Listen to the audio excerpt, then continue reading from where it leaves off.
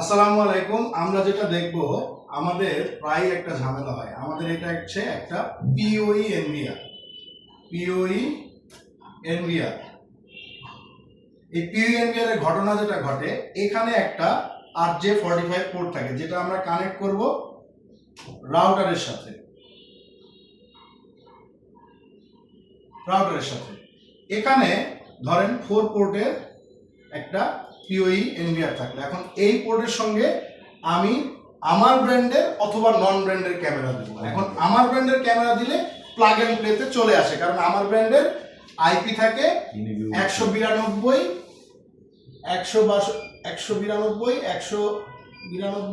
162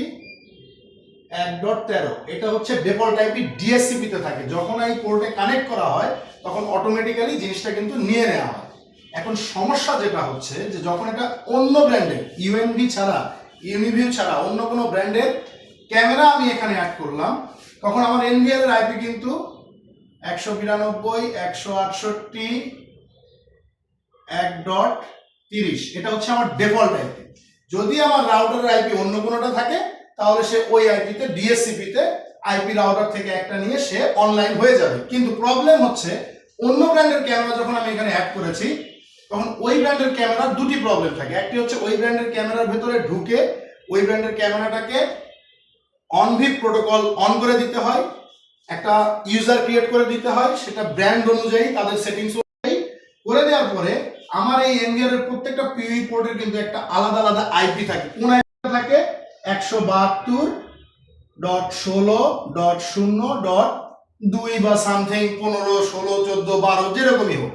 এখন সমস্যাটা কি, এই আইপি আর এই আইপি রেগুলার আমরা যে কানেক্টিভিটি করি সেটা হচ্ছে এনভিআর এর আইপি এবং ক্যামেরার আইপি সেম সিরিজে থাকতে হয়। সিরিজ হচ্ছে 192 168 1.30 এই সিরিজে থাকতে হয়। কিন্তু এই আমার নিকগুলা যেহেতু ইন্টারনালি বিল্ড আপ করে দেওয়া হয়েছে এনভিআর এর ভেতরে, কেন? যাতে এক্সট্রা কোনো সুইচ ব্যবহার করতে না হয়। এমন অনেক জায়গা হয়েছে যে জায়গাগুলিতে মানুষ একটা আইপিএস এর লাইন শুধু এনভিআর এ দিয়েছে, ফলে 4টা ক্যামেরাও চলে কারেন্ট চলে গেলেও। কিন্তু এখানে আমরা কি করব, এই ক্যামেরাটা তখন আলাদা করে খুলে আমরা ল্যাপটপ বা কম্পিউটারের সঙ্গে লাগিয়ে এই ক্যামেরাটাকে আলাদা করে ল্যাপটপ বা কম্পিউটারের সঙ্গে কানেক্ট করে এইটার আইপি এই সিরিজের আইপি করে নেব। দুইটা কাজ করব। কি কি?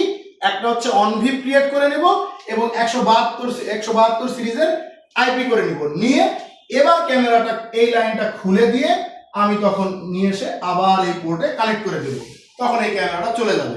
তো এই বিষয়টা জটিলতা অনেকেই ফেস করছেন পিওই এনভিআর নিয়ে। তো এই বিষয়টাকে আসলে ক্লিয়ার করা হলো আজকে। আশা করি সবাই বুঝতে পেরেছেন। না পারলে আমাকে আবার দয়া করে নক করবেন। ধন্যবাদ। আসসালামু আলাইকুম।